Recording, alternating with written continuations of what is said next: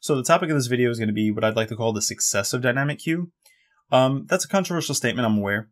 A lot of people weren't so receptive about it, and I am going to attempt to analyze fundamentally and functionally what solo queue and dynamic queue accomplish, and why they don't really differ from each other all too much, aside from maybe a few aspects. And we're going to address some concerns and kind of logically go through them and see exactly how either absurd or plausible they are. So before I do that, I do want to make a distinction between the new champion select versus the dynamic queue. New champions, although they are used in conjunction, new champion select is responsible for a few things that are just kind of icing on the cake for dynamic queue. Like, I would say new champ select is the core overhaul change, and dynamic queue is just a structural change in how the ranked system works. So the new champ select, it's what's responsible for allowing you to pick your first two roles, your first major roles. So if you usually go mid and support, you would pick mid, then support, and you will get either of those positions. It's also responsible for allowing you to pick your intended champion. So you can kind of hover over them before the pick ban phase even begins and show your teammates, oh, I intend to go Ahri mid, or I intend to go Caitlyn ADC. And this is brilliant, in my opinion, because you can see if your teammate is going, say, like, if your top lane is going Malphite and your support is going Braum. Maybe you want to switch to MF for the Wombo combo. Maybe mid lane wants to switch to Orianna for the Wombo combo. It allows you to kind of orchestrate a team composition. New champ select is also responsible for allowing the pick and bans to be distributed amongst the last 3 players in the pick order. So 3rd, 4th, and 5th pick will each get 1 ban. Otherwise, pick and ban proceeds as normal. Dynamic queue fundamentally is different now. Structurally, I should say. It allows you to queue up with anywhere from 1 to 5 people in the ranked lobby, and obviously you could bring your own squad with you, bring your friends. That's the whole gimmick of it, is to have fun with your friends. It matches you against a team of equal elo and also composition. So if you queue up with 2 of your friends, you're a 3-man, and you get matched with another 2-man to make your 5.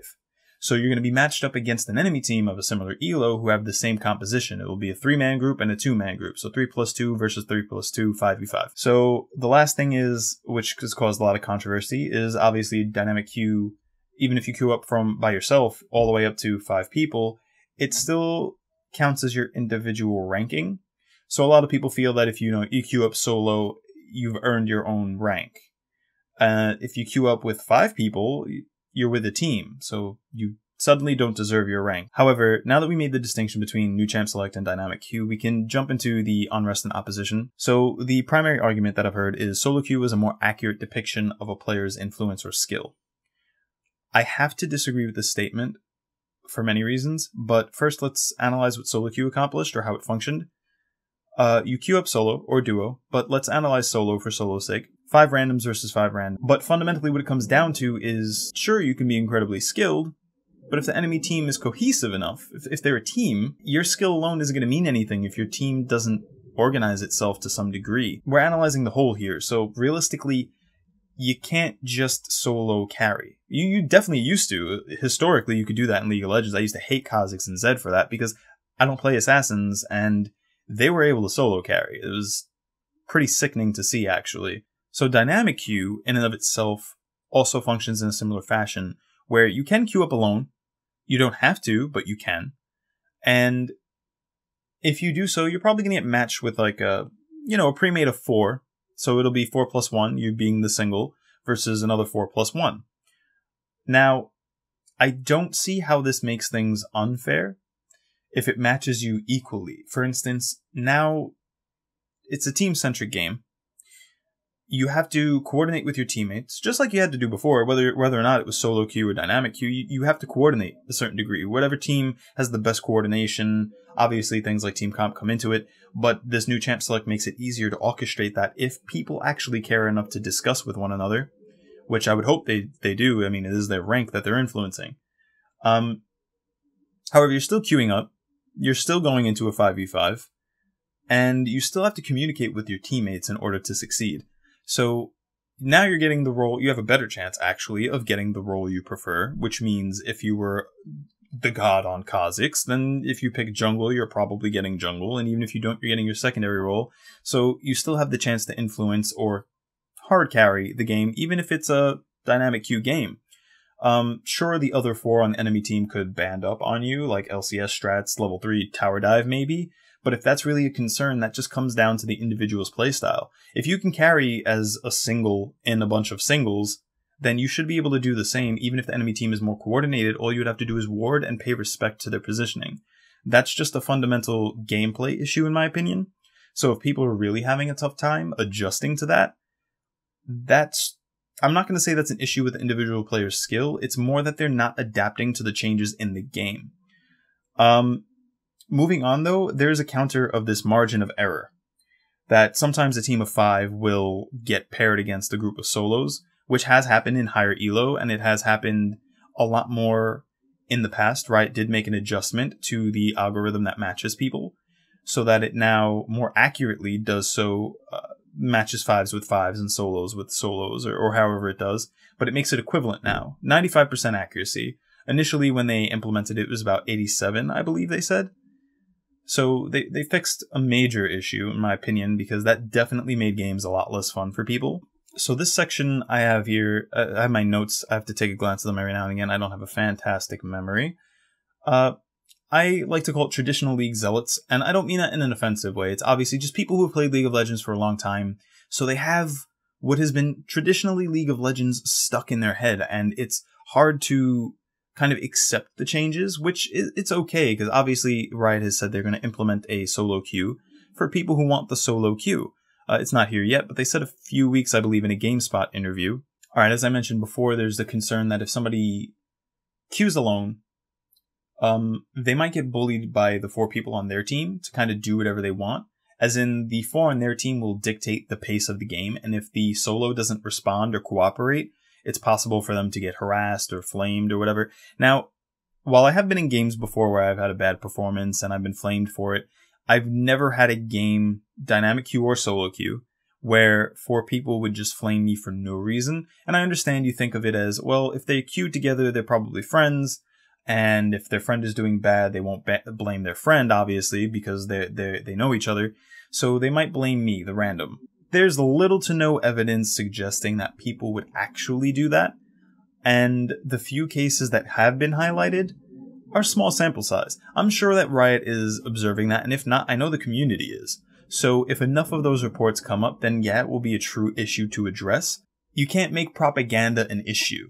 If it hasn't really happened in a massive bulk to become an issue that is noted by Riot or noted by the community, it's only been speculated, then you can't use that as a resounding argument against dynamic queue. Obviously, it is a possibility. I think that's very presumptuous of how people operate. Another point people like to make is that, well, this isn't solo queue anymore. And I have to agree, it isn't. It replaced solo queue, it's dynamic queue now. This game is taking a whole direction into the team-centric stage. And now you have dynamic queue, which allows you to group up with any number of people on your friends list, as long as you have them there. They could be real-life friends, they could be league friends, they could be people you met randomly one day in a draft pick game that synergize extremely well with you. And that's just how it goes. It's about the teamwork and the communication helps. Obviously, if you have somebody on your friends list, you probably have a way to communicate with them. Whether it be Skype, TeamSpeak, Discord, Curse, it could be any of them. But the communication is what's essential. You can coordinate better, and obviously this means the other team will too. So not only will you be communicating better, but the enemy team will be communicating better, which means you now have more of a challenge. Well, obviously you have more coordination, which means it could objectively be easier if the enemy team does not adapt to coordinating together. But objectively, both teams can coordinate better now, which would make for more intense and organized games. So as opposed to seeing somebody split pushing without any reason at some point, they might actually push the next wave, recall, and be there to defend the mid-inhibitor tower. I don't know. It just seems a little bit obvious to me that that dynamic doesn't really change. It could just boost competition or boost the competitive nature of ranked. Another note is it doesn't remove the option to queue solo. So honestly, if you really are all about queuing up solo, you do have the option still. It's not like it's revoked from you. Another concern that I've been seeing is that people have this, I don't know what to call it. I have no idea what to call it. They have this perception that people can get boosted easily by friends that might be on Smurf. So, I don't know, the one guy that's in bronze maybe has a couple friends in gold and plat, maybe even diamond.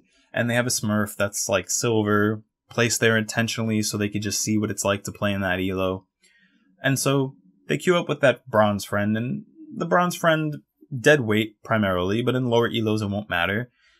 Maybe by the time he gets to his friends elo, so if they're all gold and he gets the gold, then it's going to start tapering off. It's going to start equating in some way, because say they're a 5 or say they're a 4, it doesn't even matter. There's going to be the one person that's bronze versus the 5 people that are not. So eventually they're going to get pretty hazed in game, in my opinion, and it will taper off. Honestly, I don't see a lot of people getting boosted to an elo that matters. And sure, like, if a bronze kid gets boosted up to, let's say, like platinum, and then they queue up randomly. I've seen people use this argument actually on Reddit, where bronze person gets boosted to plat, say. He decides to queue up alone one day. Is really bad because he's actually bronze. Ruins one game for a lot of people. While that can happen, it hasn't yet.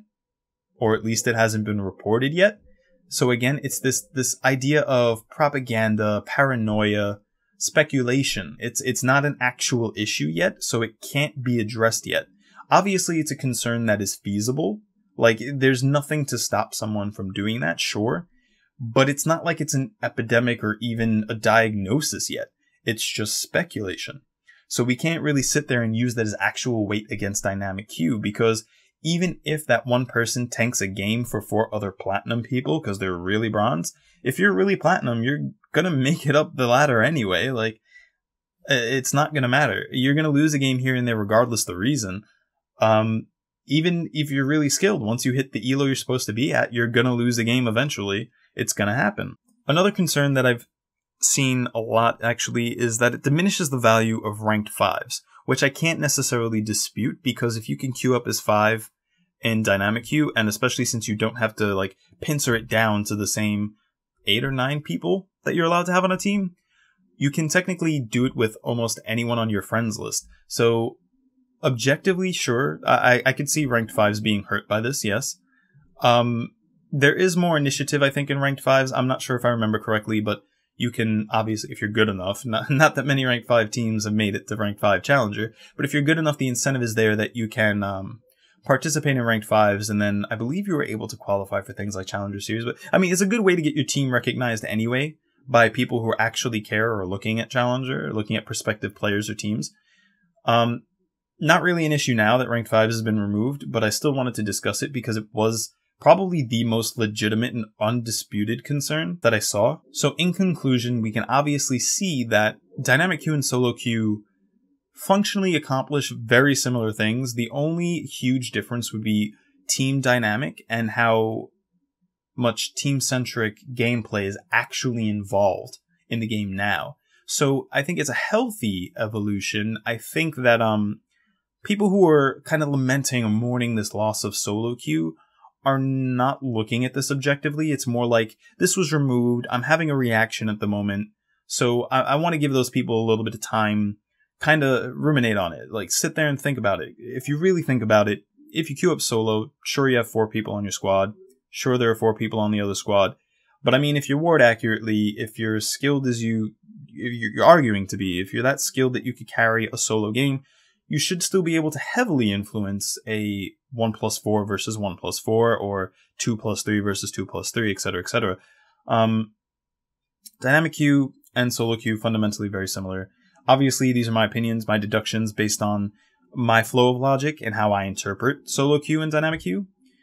You can have a different opinion, that's absolutely fine. If you would like to debate about it or flesh out more details, feel free to do so. I am more than willing to explore this issue deeper, because I just think a lot of the flack that dynamic queue is getting is a little irrational and heavily reliant on speculation and propaganda, so to speak. Thank you for watching. This is the first League-related video that I have made, and I intend to make more. Let me know what I did successfully, what I didn't do successfully, and we'll move on. Ciao.